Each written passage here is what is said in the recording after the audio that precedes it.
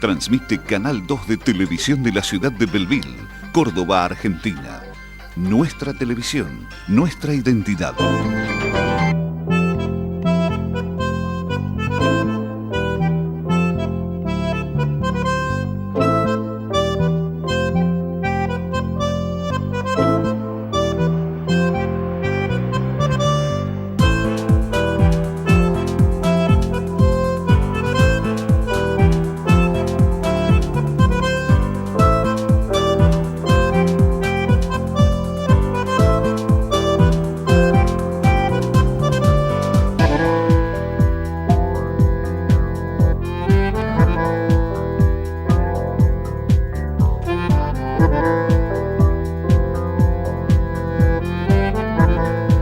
Muy buenas noches. El inicio de la temporada 2018 de Diálogo Abierto en una edición veraniega, pero que vamos a darle también el tinte de color y de calidez que justamente esta época requiere, porque es la época en donde tenemos quizás un poquito más de tiempo para hablar de las cosas importantes. Veo todo lo que ha sido un año político como el 2017 y de pronto tenemos este oasis, que es un año en donde no vamos a hablar tanto de eso, sino también de las cosas más importantes de la vida. Sin dudas, el arte, la expresión cultural, cómo los pueblos se comunican entre sí, es una de las facetas más importantes del ser humano, porque de esa manera se expresan sus ideales, sus angustias, sus anhelos, sus emociones.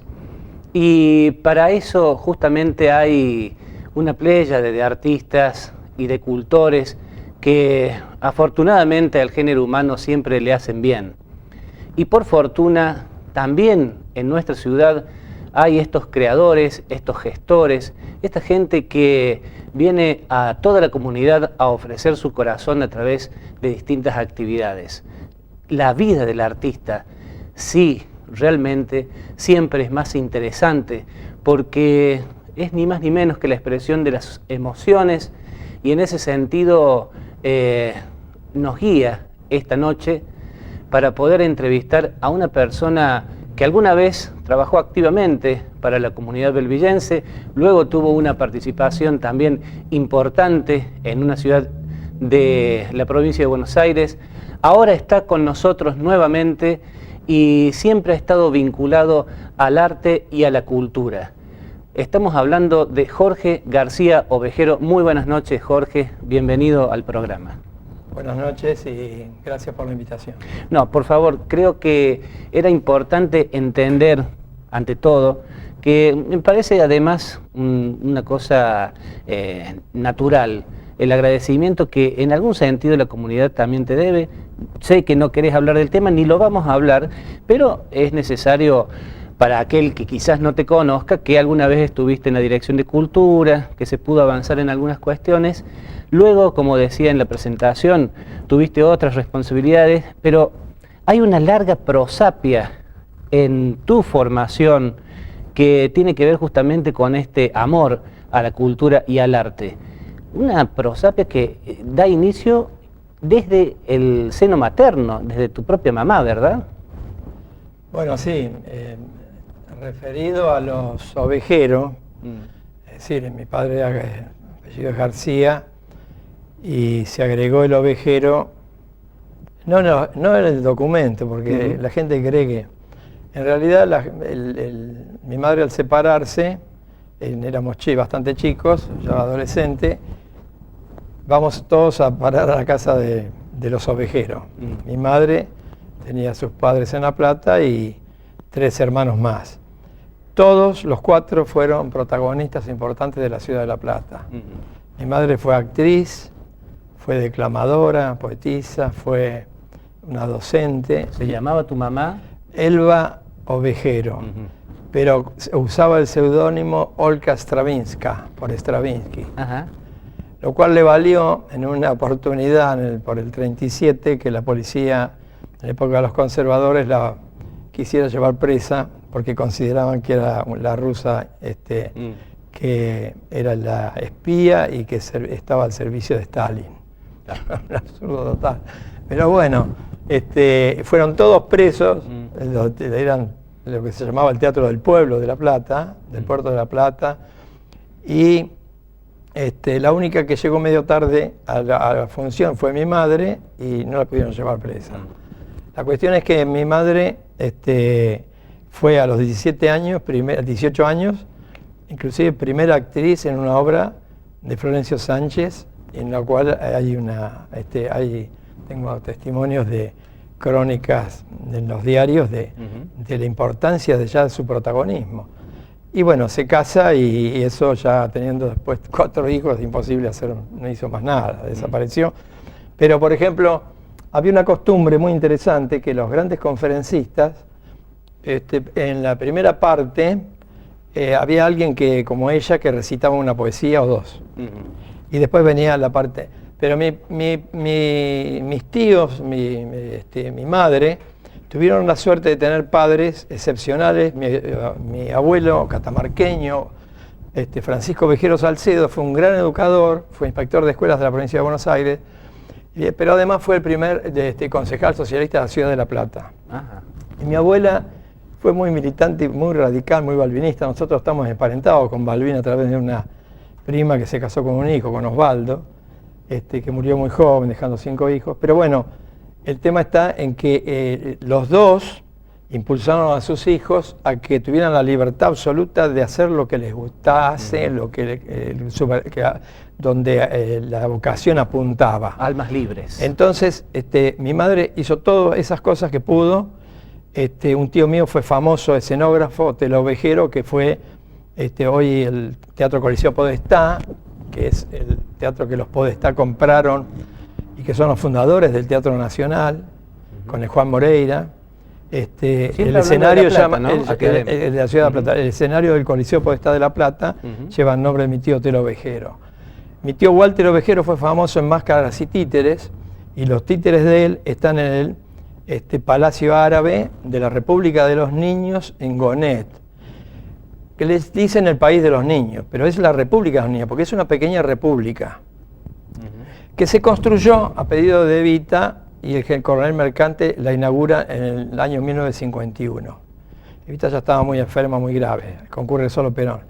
Pero, ¿por qué yo cito esto? Porque Walt Disney recién en el 55 inaugura claro, porque conoce esa experiencia de La Plata y que queda fascinado y hace una cosa de otra magnitud, pero la maravilla es que los primeros en esta historia es la Argentina y es en La Plata. Pero qué gran vocación, además me impresiona que en esta ciudad de La Plata haya habido toda esta movida desde prácticamente inicios del siglo XX y con gente de renombre que después uno ha conocido quizás por otros lugares, por quizás la pantalla nacional, por el cine, sí, pero que en realidad forjaron las bases inclusive de la dramaturgia. Me comentabas de que, bueno, justamente una de las cosas más interesantes que pasó en la vida de tu madre fue ser, digamos, protagonista en textos dramáticos importantes, algunos de ellos de Alejandro Casona, digamos. Bueno, tenía que agregar que el otro hermano, Eduardo Vejero, fue un gran deportista, fue integrante del seleccionado de Tucumán, llegó a jugar frente a Arsenio Erico, el más grande casi para él, que no le tocó la etapa de la televisión ni de la globalización, digamos, y fue un gran poeta. Así que todos tuvieron una realización muy grande. Ahora, el gran motor de todo eso era mi abuela Matilde, de origen italiano, ella era Martino Barra, porque era una mujer de fervor, una mujer de entusiasmo, que no había podido lograr en Necochea, muy jovencita, no había podido estudiar piano, que era su gran vocación, y los impulsó a todos los hijos a dedicarse al arte, y mi abuelo lo mismo, porque mi abuelo fue un hombre que a los 18 años fundó el quinto y sexto grado en Necochea, estamos hablando de 1904, una cosa muy alucinante.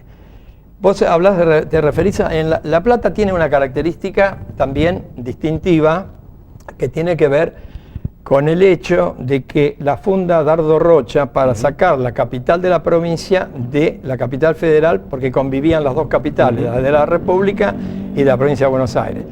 Y en un plano, un ingeniero, Pedro Benoit, dibuja la ciudad de La Plata, se hace de cero, es la única ciudad nueva del siglo XIX, que se inaugura en 1882.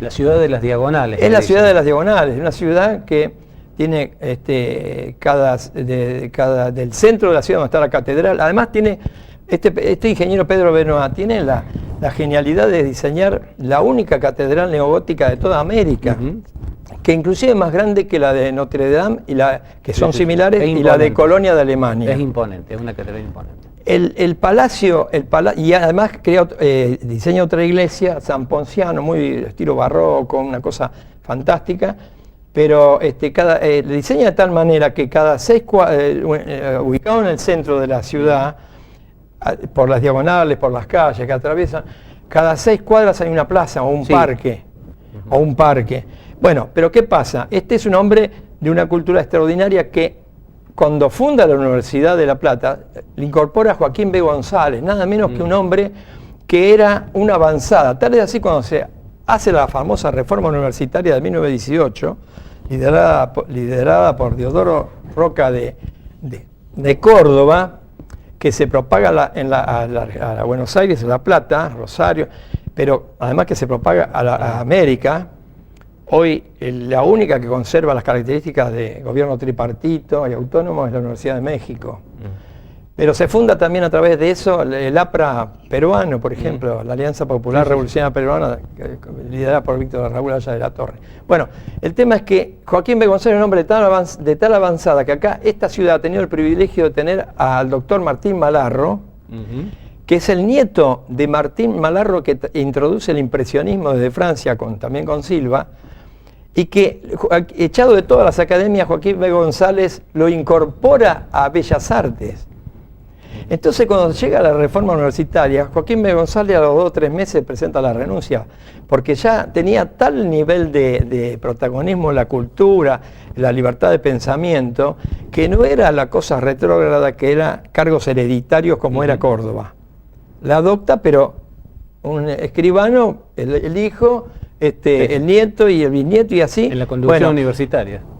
Ese movimiento de la reforma también se traslada a la juventud platense, y tal es así que en el año 21 se funda en el mismo Coliseo Podestá el primer teatro independiente de la Argentina. Pero está sacralizado Leónidas Barletta como el creador del teatro independiente porque lo funda en el 31 en Buenos Aires. Y no es verdad. Yo integré suministré documentación para una investigación, digamos, muy importante que hace Osvaldo Pelletieri, y empieza con unas ediciones que se llaman El Teatro en las Provincias, y en la primera parte es a la provincia de Buenos Aires. Bueno, una gran investigadora, Alicia Sánchez Istacio, que murió muy joven, yo le suministré un libro publicado por Guillermo Cor, hijo del primer filósofo argentino, Alejandro Cor, que era de origen alemán, pero platense, que muestra la historia del teatro de la renovación, teatro que después deviene en el 34 en Teatro del Pueblo para acoplarse a la movida de Leónidas Barletta.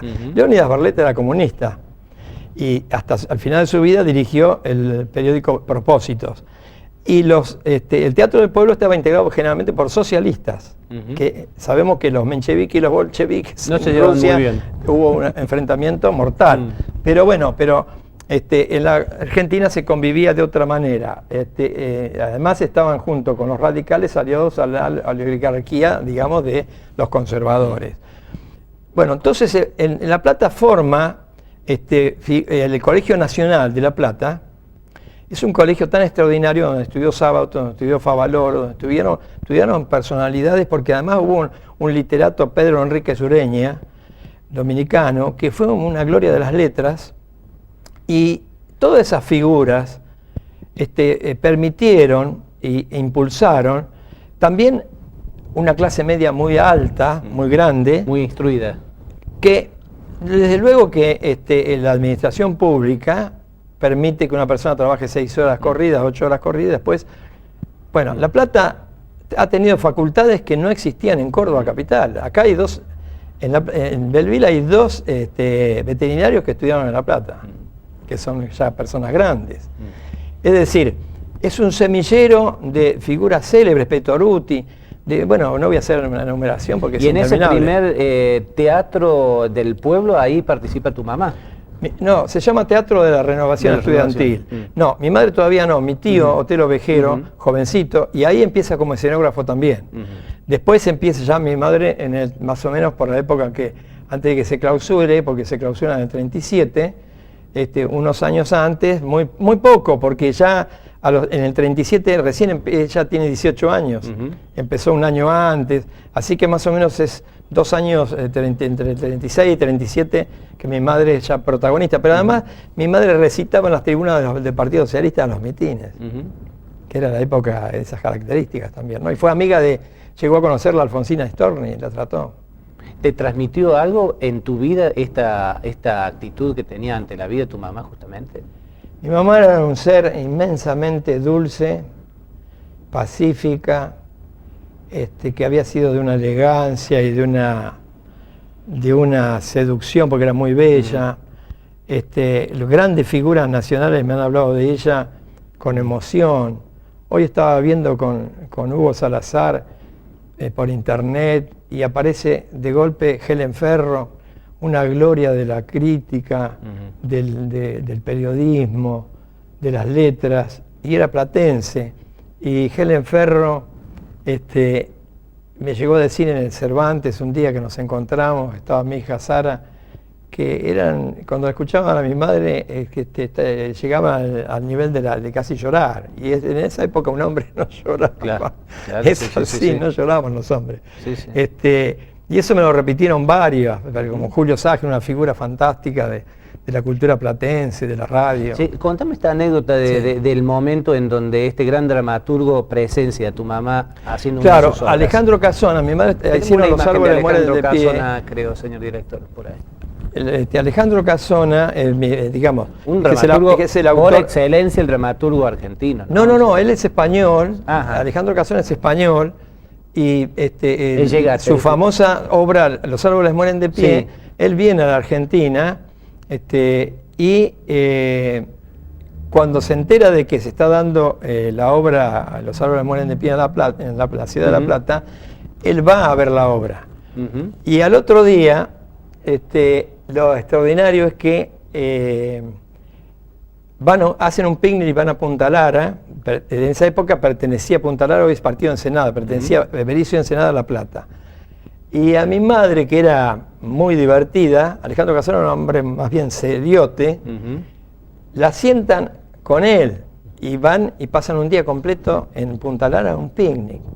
Es decir, que él quedó tan encantado con ese grupo, que además eran vocacionales, pero con un grado de directores. El hijo de Alejandro Cor fue director. Además, recordemos que una época en donde el dramaturgo, el que escribía la obra, era muy exigente en cuanto a la puesta en escena de la obra, ¿no? Hoy en día es como que está un poco más eran implacables. Eran implacables, claro. Ya después vamos a hablar de Discépolo. Era un hombre que no toleraba que se desviara el texto, la falta de respeto a un texto. Bueno, ahora también hay teatros de experimentación, y es lógico, y se experimenta con grandes obras, y bueno, son otras épocas, y el proceso evolutivo es como la música, como el tango, cómo empieza el tango, cómo deriva, cómo termina, claro, cómo está hoy, ¿no? Quizás se toma más como una falta de respeto cuando es algo clásico, de lo que se denomina clásico, que se modifique, ¿verdad? Sí, pero el tema es que a veces se puede llegar a hacer algo clásico y ser un bodrio. El que lo dirige. No por culpa de los actores. Siempre está la cosa centrada en el director, la mirada del director y cómo marca y señala a los actores. Sí. Antes de pasar a la primera pausa, te quería preguntar acerca de algo que realmente por ahí no se conoce, pero el señor que aquí me acompaña logró ser amigo de una de las figuras de la dramaturgia también más interesantes, que es Armando Discépolo. Sí, fue el más grande y genuino. Hermano de Enrique Santos, el autor de Cambalache. Es el hermano. Ahí lo tenemos. El hermano, sí, pero yo te voy a mostrar esto. que es una foto de Dijépoli. Sí, sí, que sí. quiero que la enfoquen, si pueden. Sí, ahí creo que si lo ponemos al lado tuyo lo puede tomar. Ahí está, esa foto. El famoso Dijépoli. Pero voy a mostrar algo que nadie conoce, Ajá. nadie conoce, tiene esta foto salvo la familia, que es el Dijépoli en pijama en las sierras. Ah, mira vos. Suponemos que es en las sierras de A ver. Córdoba, quizás por No Altagracia. refleje. Ahí está. Y acá hay una foto ya de Esto Armando. es en Altagracia. Y esto es una foto de Armando, Dijépolo ya con cerca más o menos Y esto de ya 80 con años. un autógrafo, con un Sí, con una está dedicatoria. dedicado, pero bueno, este hombre fue un genio tan grande que Pirandello lo recibió en su Luigi. casa, Luigi Pirandello, que fue Premio Nobel de Literatura, lo recibió, sí, con la obra famosa como 6 personajes han buscado un autor, cosas que se repiten en la Argentina. Fue un gran amigo de Armando Dijépolo y navegaron juntos, él era de origen siciliano, Pirandello, pero tomó tal respeto por el genio de Dijépolo. Y fíjate vos que casi no hay gente que se anime a dirigir el grotesco de Dijépolo. Grandes directores no hacen así nomás un Stefano, Babilonia, Mateo, Mustafa, Relojero, que lo escribió. Pero no con es por Dijépoli. falta de actualidad de estos textos, ¿no? No, la actualidad es impresionante. Ujú. La actualidad es impresionante porque los clásicos tienen esa característica, que son siempre actuales, porque donde se puede llegar desde la inteligencia, la espiritualidad, la cultura, a la profundidad de lo que es el alma humana, lo que es el ser en cualquier etapa de la historia, bueno, tenemos cosas en común siempre, características en común siempre, sueños en común siempre, vivencias en común siempre, defectos, virtudes, pasiones, bueno, en fin. Jorge, luego de la pausa vamos a Sí. hablar, vamos a profundizar un poco más sobre esta relación con Armando Dijépolo y vamos a hablar también sobre las cosas que él propuso. Hoy charlábamos informalmente acerca de cuestiones que tuvieron que ver con cambios de épocas, ¿no? Porque, por ejemplo, uno de los textos más conocidos es seguramente Mateo. Y ¿quién no ha visto alguna vez, hace mucho tiempo aquí atrás en Belleville, un Mateo Exacto. muy, muy raro, ya directamente imposible hoy en día verlo, pero están de moda en otras partes del mundo, acá quizás en la ciudad no, quizás en Argentina. No, en algunos bastante lugares poco, hay, en Palermo. pero cambió la época Claro. y de eso justamente habla Mateo y vamos a charlarlo justamente con Jorge García Ovejero luego de la pausa.